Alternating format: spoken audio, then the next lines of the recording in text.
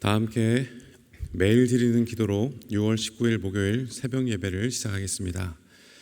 창조주 하나님, 만물을 새롭게 하여 저희에게 또 한 번의 하루를 허락하심에 감사드립니다. 오늘도 저희의 삶을 온전히 주님께 맡겨드리오니 저희의 걸음을 인도하여 주옵소서. 고통 속에서 힘겨운 하루를 견디고 있는 이들에게 위로자로, 낙심한 이들에게 소망을 전하는 자로 살게 하옵소서. 대한민국을 하나님의 정의와 공의로 다스려 주시고 분열된 이 땅이 복음으로 통일되는 날을 속히 허락하여 주옵소서. 성령님의 인도하심을 따라 저희 교회의 신앙지도 원칙인 경건한 복음주의 신앙의 육성, 성서적 생활 윤리의 훈련, 교회 연합 정신의 구현, 세상에서 하나님 공의의 실현을 위해 힘쓰게 하옵소서. 모든 교육자들이 성령님으로 충만하게 하시고 온 성도들이 사명을 향해 믿음으로 비상하게 하옵소서. 예수님의 이름으로 기도드립니다. 아멘. 다 함께 찬송가 545장, 찬송가 545장을 함께 부르시겠습니다.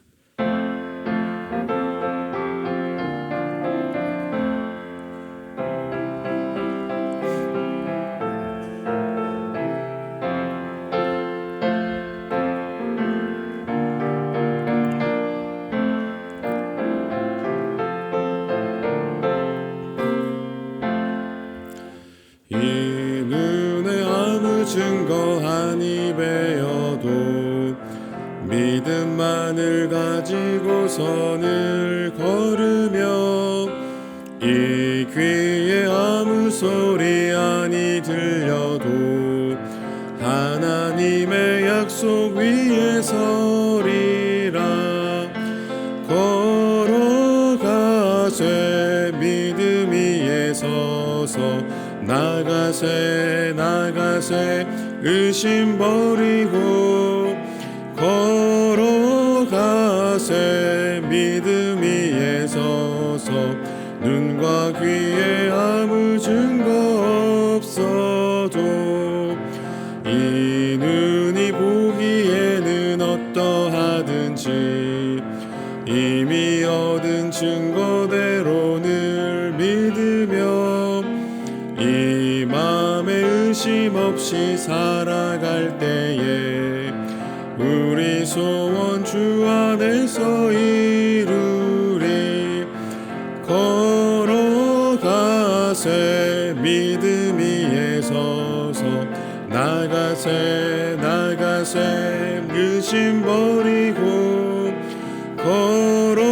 걸어가세 믿음 위에 서서 눈과 귀에 아무 증거 없어도 주님의 거룩함을 주고 맹세한 주 하나님 아버지는 참 미쁘다.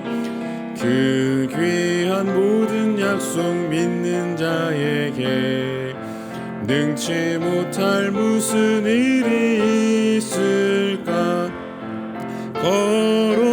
걸어가세 믿음 위에 서서 나가세 의심 버리고 걸어가세 믿음 위에 서서 눈과 귀에 아무 증거 없어도.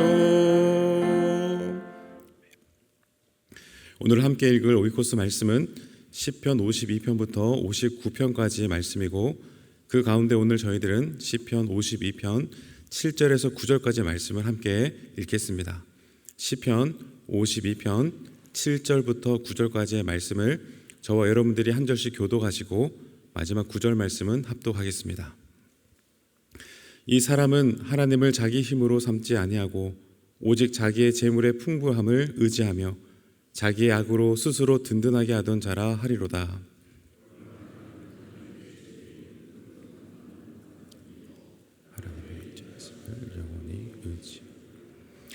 주께서 이를 행하셨으므로 내가 영원히 주께 감사하고 주의 이름이 선하심으로 주의 성도 앞에서 내가 주의 이름을 사모하리이다. 아멘. 시편의 말씀을 읽다가 보면 영원히 감사하겠다고 하는 이 고백을 우리가 자주 접하게 됩니다. 오늘 본문인 시편 52편 9절 말씀에서도 시인은 이렇게 고백하고 있습니다. 내가 영원히 주께 감사하고 주의 이름이 선하심으로 주의 성도 앞에서 내가 주의 이름을 사모하리이다. 또한 바로 앞선 8절 말씀에서도 이렇게 고백하고 있습니다. 나는 하나님의 집에 있는 푸른 감람나무 같으며 하나님의 인자하심을 영원히 의지하리로다. 아멘. 여기에서 우리가 분명히 알 수 있는 것은 하나님께서 나에게 선한 일을 행하셨기에 나는 그 은혜를 기억하며 영원히 주께 감사하겠다라고 하는 이 고백이 이어지고 있는 것입니다. 이처럼 8절과 9절의 말씀만 보더라도 시인은 자신의 삶을 하나님의 집에 있는 푸른 감람나무에 비유하면서 감사하고 있는데, 여러분 얼마나 행복하고 복된 표현입니까? 만약 우리의 삶이 이와 같다면 더 말할 필요도 없이 우리도 마땅히 하나님께 영원히 감사할 수밖에 없음을 고백할 것입니다. 그런데 오늘 시편 52편의 말씀을 시작하면서 먼저 눈에 들어오는 것이 있습니다. 흔히 우리가 제목이라고 부르는 그런 푸른색 글귀입니다. 여러분 한번 그 제목을 유심히 살펴보시면 오늘 본문의 배경이 참으로 흥미롭고 그리고 특별한 상황에서 비롯되었음을 알 수 있습니다. 다윗의 맞쓰길 인도자를 따라 부른 노래, 에돔 사람 도액이 사울에게 이르러 다윗이 아히멜렉의 집에 왔다고 말하던 때에, 시편의 말씀을 묵상할 때 이처럼 각 시편에 덧붙여진 이 제목을 함께 보면 말씀에 대한 이해가 훨씬 깊어질 뿐만이 아니라 은혜로운 도전도 함께 얻게 되어집니다. 오늘 시편 52편의 말씀도 마찬가지입니다. 이 시가 기록된 배경은 에돔 사람 도액이 사울에게 다윗이 아멜렉의 집에 왔다고 말하던 때였습니다. 이 짧은 문장 속에는 다윗의 그 삶 속에 있었던 긴장감이 넘치는 상황이, 그리고 하나님의 은혜를 붙드는 그 다윗의 믿음이 배경으로 깔려 있음을 볼 수 있게 됩니다. 시편 52편의 배경은 사무엘상 19장과 20장에 걸쳐 기록된 사건으로 당시의 구체적인 상황은 이러합니다. 마침내 사울 왕이 다윗을 반드시 죽이겠다, 그렇게 마음을 굳히게 됩니다. 그 사실을 알게 된 사울의 아들 요나단은 자신이 사랑하고 아꼈던 친구 다윗에게 아버지의 그 음모를 귀뜸해 주면서 빨리 도망가라고 얘기해 주죠. 그래서 요나단의 그 말을 들은 다윗은 곧장 정신없이 도망치기 시작합니다. 급하게 몸을 피하느라 아무것도 제대로 챙기지 못했던 다윗은 얼마 지나지 않아 배고픔과 허기에 시달리게 됩니다. 그러던 중에 이전에 알고 지내던 지사장 아히멜렉의 집에 이르게 되죠. 다윗은 아히멜렉에게 먹을 것을 달라고 요청을 했고, 아히멜렉은 이렇게 얘기합니다. 지금 집에 마땅한 음식은 없지만 하나님 앞에 진설하였던 진설병 중에 물려둔 것이 있다고. 본래 이 떡은 제사장만이 먹을 수 있는 것이지만 지금 배가 고프다고 하니까 이것이라도 주겠다고. 그런데 이 떡을 먹으려면 너희가 선결해야 되는데 괜찮냐고 이제 물어보는 것이죠. 그러자 다윗은 우리가 3일 동안 계속 도망쳐 왔기 때문에 그런 부분에 대해서는 걱정하지 않아도 된다고 그렇게 대답을 하였고, 그 말을 들은 아히멜렉은 진설병과 다윗과 그 일행들에게 그것을 나눠주게 됩니다. 그리고 다윗은 아히멜렉에게 또 묻습니다. 혹시 이곳에 내가 사용할 만한 무기가 없느냐고. 그때 아히멜렉은 당신이 예전에 골리앗과 싸워서 이겼을 때 빼앗은 그 골리앗의 칼이 지금 여기 있다라고 얘기하고 있습니다. 그래서 다윗은 그 칼을 달라고 요청을 했고, 아히멜렉은 그 칼과 그 진설병을 주면서 그들을 돌려보냅니다. 여러분 어쩌면 다윗이 승리를 얻었던 전리품이었기 때문에 아히멜렉이 그것을 다윗에게 내어주는 것은 당연한 일인지도 모르겠습니다. 아무튼 이렇게 다윗은 떡과 칼을 얻어서 다시 길을 걷게 되어집니다. 그런데 문제는 바로 그때 그 자리에 에돔 사람 도액이라고 하는 인물이 있었다는 것입니다. 도액은 사울 왕의 가축을 돌보는 목자장이었고요, 당시 아히멜렉의 집에 잠시 머무르고 있었던 상황이었습니다. 다윗 역시 그곳에 도액이 있었다고 하는 사실을 보았지만, 그러나 그를 제지하거나 대처할 수 있는 상황이 아니었기 때문에 그냥 떡과 칼을 얻은 후에 급히 그 자리를 떠날 수밖에 없었습니다. 이후 다윗은 우리가 지난 월요일 새벽에 나누었던 것처럼 먼저 블레셋 땅으로 피신을 합니다. 그러나 그곳에서 위기를 겪게 되었고 다시 모압 땅으로 도망치게 되죠. 모압 땅에 잠시 망명하여서 그곳에서 머물면서 안정을 찾으려고 했지만 그때 하나님의 선지자가 다윗을 찾아와서 이렇게 얘기합니다. 유다 땅으로 돌아가라고. 여러분, 다윗 입장에서 보면 이해가 되지 않은 명령이었습니다. 왜냐하면 이제 겨우 유다에서 모압까지 정말 목숨 걸고 도망쳐 왔는데 어떻게 다시 사울이 있는 그 땅으로 돌아가라고 말할 수 있는가?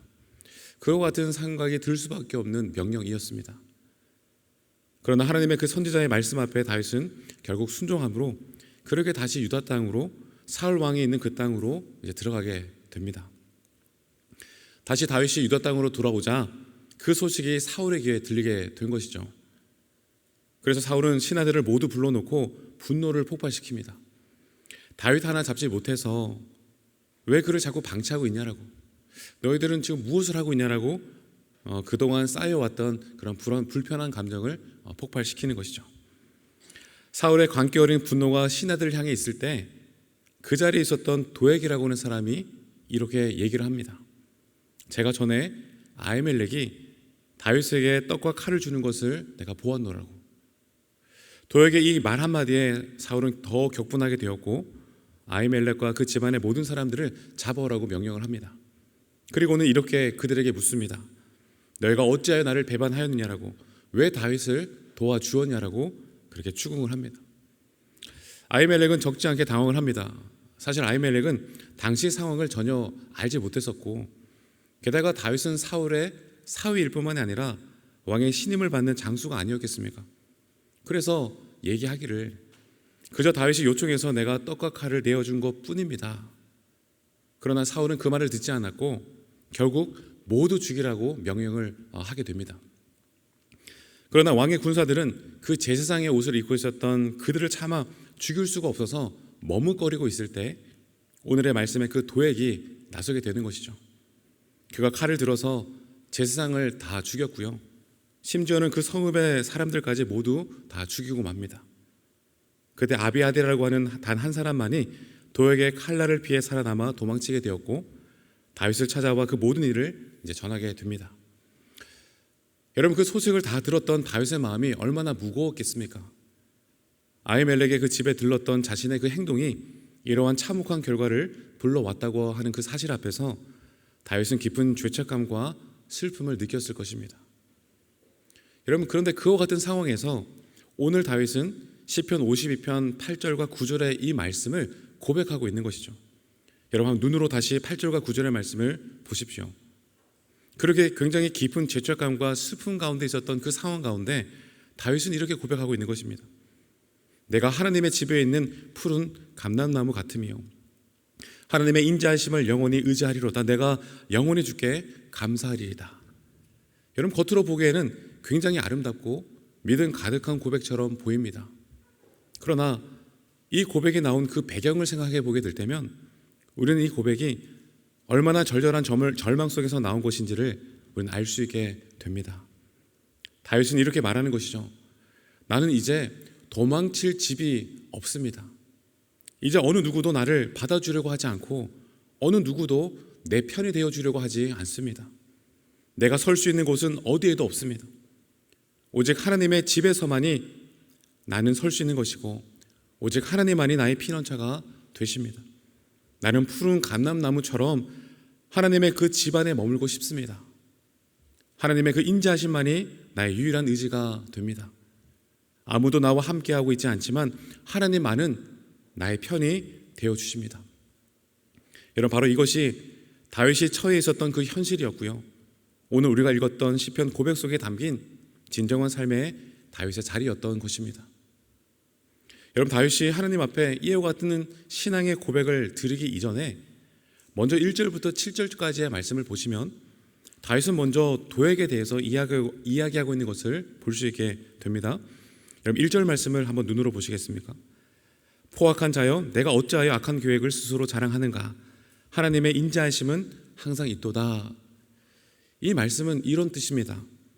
지금 네가 세운 그 악한 계획들이 당장은 눈앞에서 잘 되는 것처럼 보일지 모르겠지만 그것은 내가 잘나서 된 것이 아니라고 하는 것이고 하나님께서 긍휼히 여겨주셔서 그저 지금은 참고 계신 것뿐이지 그 모든 일들 무사히 진행됐다고 해서 너 자신이 옳다고 착각해서는 안 된다라고 하는 그런 경고의 의미를 담고 있습니다. 그리고 2절의 말씀도 한번 눈으로 보시면 내 혀가 심한 악을 꾀하여 날카로운 삭도같이 간사도다. 즉 도액의 말과 혀는 사람을 해치는 무기처럼 날카롭고 교활하다 그렇게 얘기하고 있는 것이죠. 그리고 3절에서는 선보다 악을 사랑하고 의를 말함보다 거짓을 사랑한다 얘기하고 있고요. 4절에서는 간사한 혀여 너는 남을 해치는 모든 말을 좋아하는도다 그렇게 말하면서 그 악한 혀로 사람을 무너뜨리는 그 도액의 본 모습을 드러내고 있습니다. 그리고 5절부터 7절까지 말씀인데 우리 5절부터 7절까지는 우리가 한 번 더 다시 읽어보기 원합니다. 시작. 그런즉 하나님이 영원히 너를 멸하시며 너를 붙잡아 내 장막에서 뽑아내며 살아있는 땅에서 내 뿌리를 빼시리로다. 의인이 보고 두려워하며 또 그를 비웃어 말하기를 이 사람은 하나님을 자기 흠으로 삼지 아니하고 오직 자기 재물의 풍부함을 의지하며 자기의 악으로 스스로 든든하게 하던 자라 하리로다. 아멘. 여러분 이처럼 1절부터 7절까지 다윗은 도액이라고 하는 그 인물에 대해서 악한 자가 어떠한 존재인지 그들의 마음과 말 그리고 행동 얼마나 간사하고 하나님을 두려워하지 않는지를 낱낱이 고발하고 있습니다. 사랑하는 여러분, 우리는 이 말씀을 통해서 우리도 다윗이 바라보고 있는 그 악의 실체를 그리고 악한 자의 그 최후에 대해서 깊이 깨달아야 할 것입니다. 말씀에서 도액이 악한 계획을 스스로 자랑한다라고 했을 때 우리는 이 말씀을 단지 한 악인의 이야기로만 넘겨서는 안 됩니다. 사실 우리도 이 세상을 살아가면서 우리 나름대로의 계획을 많이 세우며 살아가고 있지 않습니까? 그런데 그 계획이라고 하는 것이 결국은 나 자신의 유익과 성공을 위한 것이 대부분일 때가 많았습니다. 도액도 마찬가지였습니다. 앞서 말씀드렸던 것처럼 사울 왕이 그 광기에 사로잡혀서 분노를 터뜨리고 있을 때 주변의 모든 사람들은 그저 조용히 침묵하고 있었습니다. 하지만 그때 도액은요 그 상황을 다르게 해석했던 것입니다. 지금 내가 사울 왕에게 어떠한 유리한 정보를 제공하고 왕이 원하던 말을 해주면 이 자리에 있는 많은 사람들 중에서 내가 특별히 더 높이 평가를 받을 수 있을 것이고 왕의 절대적인 신임을 내가 받게 되지 않겠는가. 그렇게 생각했던 도액은 결국 자신의 그 계산대로 움직였습니다. 자신의 유익과 출세를 위한 악한 계획이 행동으로 이어졌고요. 그 계획은 결과적으로 실현되었습니다. 그래서 결국 도액은 사울 앞에서 칭찬을 듣는 사람이 되었고 신뢰를 얻는 인물이 될 수 있었습니다. 그러나 여러분 7절의 말씀을 다시 눈으로 보십시오. 이 사람은 하나님을 자기 힘으로 삼지 아니하는 그와 같은 모습들. 여러분 우리는 단지 이 말씀을 읽으면서 도액은 그냥 악한 사람이구나라고 쉽게 넘길 수 있을 것입니다.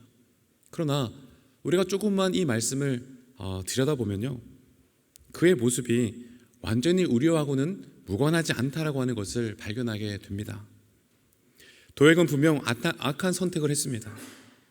그러나 그가 그 악한 선택 가운데 바랬던 것은요 권력자의 인정을 받고 사람들 가운데 높임을 받을 뿐만이 아니라 더 큰 자리를 얻고자 했었던 그런 열방이 그 선택에는 있었다는 것이죠. 근데 여러분 솔직히 말해서 이 모습은 우리가 그토록 원하던 삶의 모습과 많이 닮아있지 않더냐라는 것입니다. 어느 정도 우리 속에 있었던 그런 욕망의 모습이 덜어나는 것입니다. 다윗이 말한 그 도액의 모습은 사실 우리 안에도 자리 잡고 있었던 인간적인 욕망과 계산을 비추고 있는 거울일 수도 있다는 것이죠. 그래서 여러분 우리는 이 말씀 앞에 우리 자신을 한번 돌아보기를 원하는 것입니다. 우리는 과연 누구의 힘을 의지하고 있는가? 내 계획이 잘 이루어졌을 때 그것을 하나님의 인자하심 때문이라고 고백하고 있는가? 아니면 나의 능력 때문이라고 그렇게 착각하고 있는가라는 것입니다. 여러분 오늘 본문은 단지 도액이라고 하는 한 인물의 악함을 고백하는 것이 아니라 우리 모두에게 이렇게 묻고 있는 것이죠. 당신은 지금 누구를 의지하며 살아가고 있습니까? 당신은 지금 무엇을 힘을 삼아 살아가고 있는 것입니까? 사랑하는 여러분, 중요한 것은 이러한 상황 가운데서도요, 다윗은 도액의 자리를 부러워하지 않았습니다. 도액의 권력과 성공의 자리에 끌려가지 않았습니다. 오히려 다윗은 그 자리를 분명한 악으로 규정하였고요, 하나님의 이름으로 그 자리를 저주하면서 선포하고 있습니다. 그리고 도액과 비교했을 때 훨씬 초라하고 연약해 보이는 자신의 그 자리이지만, 그러나 그는 이렇게 고백하는 것이죠. 나는 하나님의 집에 있는 푸른 감람나무와 같습니다. 나는 주께 영원히 감사하겠습니다. 우리가 보기에는 감사할 그 어떤 조건도 없는 것 같은 그 자리에서 다윗은 어떻게 하나님께 감사하고 찬양할 수 있었을까? 이유는 단 한 가지였습니다. 다윗은 악하지 않는 자신에 대해서 감사하고 있는 것입니다. 자신은 여전히 지금 하나님을 부르짖고 있는 것이고, 어느 누구에게도 의지할 곳이 없지만 오직 하나님 앞에 내가 지금도 서 있구나라고 하는 그 사실, 그리고 그와 같은 절박함 속에서 악을 품지 않고 악을 부러워하지 않고 악을 악이라 말할 수 있는 그런 마음을 내가 여전히 가지고 있는 것, 바로 그것이 다윗의 감사의 이유였던 것입니다. 세상적으로 볼 때 도액의 자리는 성공의 자리였습니다. 사람들에게 높임을 받는 자리 같이 보였습니다. 그러나 다윗은 그것이 선함이 아닌 악함으로 이루어진 자리임을 보았습니다. 겉으로 보기에는 튼튼한 나무같이 보였지만 하나님이 보시기에는 이미 뿌리째 뽑혀버린 죽은 나무였던 것이죠. 그렇기 때문에 다윗은 그 자리를 부러워하지 않았고 그 자리에 끌려가지도 않았습니다. 사랑하는 여러분, 다윗의 감사가 오늘 하루 우리 모두의 감사가 되어지기를 소망합니다. 나는 여전히 하나님 앞에서 악하지 않는 마음을 지키고 있다고 하는 것, 하나님 앞에서 나의 연약함을 여전히 인정하며 겸손함으로 주님께 나아가고 있다고 하는 것, 악한 사람들의 성공을 부러워하지 않고 그들과 똑같은 방식으로 대응하지 않겠다고 결심하고 있는 것, 그리고 내가 여전히 주님의 성전에 머물면서 기도할 수 있다고 하는 것, 단순한 상황이 나아져서가 아니라 그 마음을 지킬 수 있었기 때문에 감사했던 그 다윗의 마음이 오늘 우리 모두에게 회복될 수 있게 되기를 소망합니다. 말씀을 정리하겠습니다. 사랑하는 여러분, 오늘 이 말씀 앞에서 우리가 다시 감사할 그 이유를 회복할 수 있게 되기를 소망합니다. 감사할 조건들이 아니라 감사할 마음을 지키고 있는 그 자리가 진정한 은혜의 자리임을 잊지 않게 되기를 원합니다. 도액은 악한 계획으로요, 높은 자리에 올라섰고 많은 사람들은 그 자리를 부러워했을지는 모르겠습니다. 그러나 다윗은 그 자리를 악이라 규정하고 부러워하지 않았습니다. 오히려 자신의 연약함 속에서 하나님만을 바라보고 악을 악이라 말할 수 있었으며 악을 부러워하지 않는 그 마음을 지킨 것에 다윗은 감사했습니다. 이처럼 다윗의 감사 상황이나 결과에 있었던 것이 아니었고요, 오직 하나님 앞에 여전히 선한 마음을 지키고 있는 자기 자신에 대한 감사였습니다. 비록 우리가 서 있는 자리가 외적으로는 화려해 보이지 않을 수도 있을 것입니다. 그러나 코람되어 하나님 앞에 바르게 서 있는 나의 모습, 그리고 여전히 내가 주님을 붙잡고 있는 나 자신의 그 모습이 이미 우리의 감사 자리에 서 있는 놀라운 은혜 자리가 되어준 줄 믿으시기를 바랍니다. 그래서 오늘도 다윗처럼 말할 수 있게 되기를 원하는 것입니다. 하나님, 내가 여전히 아직도 주님의 짐에 머물러 있습니다.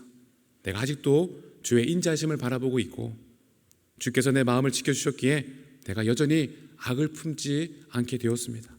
그래서 저는 영원히 주님만을 찬양하고 감사하겠습니다.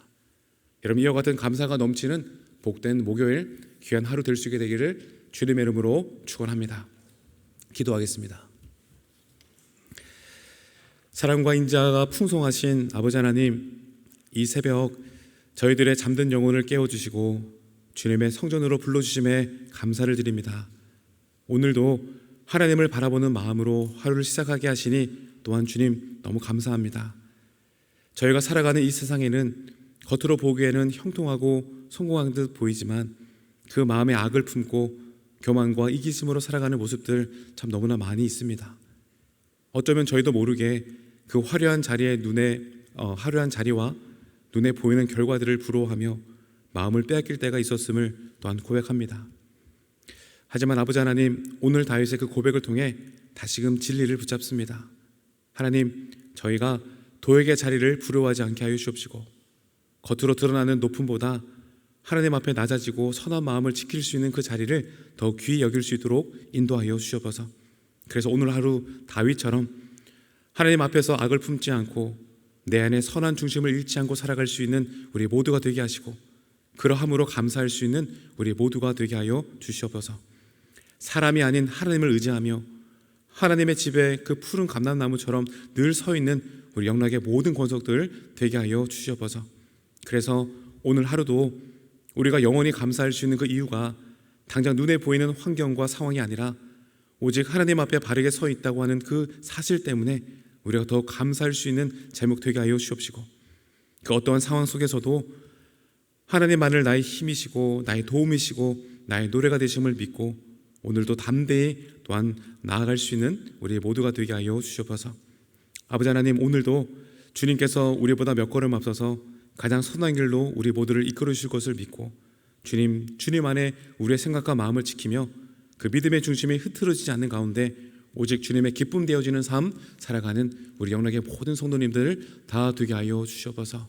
주님 안에 거하게 하시고 주님께로만 더욱더 가까이 바짝 붙어있는 그와 같은 복 우리 모두가 누리게 되기를 원하오며 우리의 가장 선한 목자가 되시는 예수 그리스도의 이름으로 기도드립니다.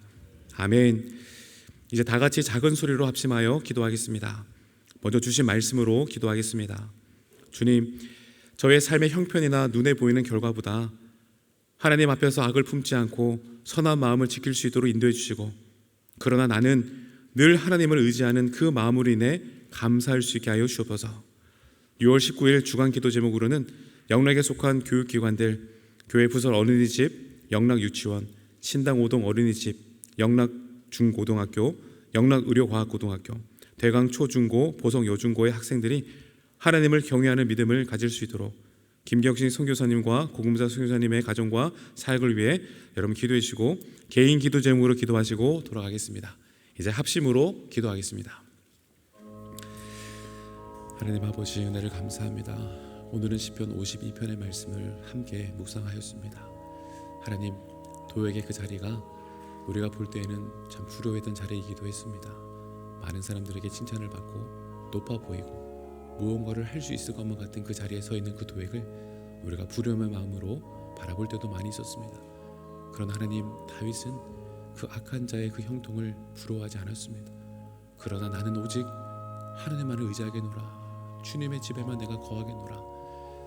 세상의 다양한 수많은 악한 방식을 통해 자신의 어떠한 유익과 이익을 얻고자 하는 그와 같은 흐름 가운데서도 나는 오직 코람되어 주님 앞에 정직과 성실로 살아가겠노라 결단하고 있는 그 다윗의 믿음이, 그 신앙이 오늘 이 땅을 살아가는 우리 영락의 모든 성도님들의 심령 가운데 가득가득 세워날 수 있도록 인도해 주옵시고, 당장 눈에 보이는 결과보다 오직 주님만을 의지하고 주님만을 따라가는 다윗의 그 신앙의 고백이, 그리고 그와 같은 신앙의 감사가 우리 모두에게 회복되어지는 귀한 하루 되게 하여 주시옵소서.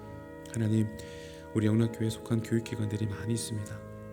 교회 부설 어린이집, 영락유치원, 신당오동 어린이집, 영락중고등학교, 영락의료과학고등학교, 대강초중고등학교, 보성여중고, 하나님, 이곳에 보내주신 주님의 귀한 학생들, 하나님 정말 공부도 열심히 할 뿐만이 아니라 공부를 열심히 하는 그 가운데 하나님의 사랑과 말씀과 생명이 깃들어진 하나님의 귀한 교육의 그 처소 가운데에서 하나님을 저들의 때에 모두가 인격적으로 만날 수 있는 학생들 되게 하여 주옵시고, 하나님을 경외하며 이 땅에 주님의 기쁨 되어지는 사람들로 살아갈 수 있는 우리 영락에 속한 교육기관에 속한 우리 모든 귀한 학생들 되게 하여 주옵소서. 하나님, 우리 모든 선생님들에게도 성령님 지혜 주시고 마음 주시고 사명감을 불붙듯 허락해 주셔서 한 생명 한 생명을 정말 목자의 심정으로 잘 섬길 수 있는 우리 모든 교사 선생님들 또한 되게 하여 주시옵소서. 하나님, 콩고 민주공화국에 계시는 김경식 선교사님, 그리고 프랑스에 계신 고금자 선교사님, 저들의 가정과 사역을 위해 시간 동안 기도합니다. 저희가 주님 기도함으로 늘 중보하고 있습니다.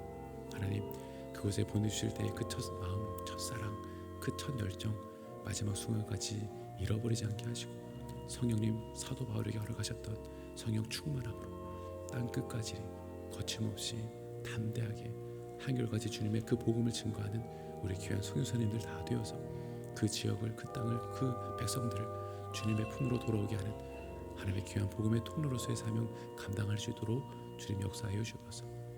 저들의 모든 건강을 지켜주시옵소서.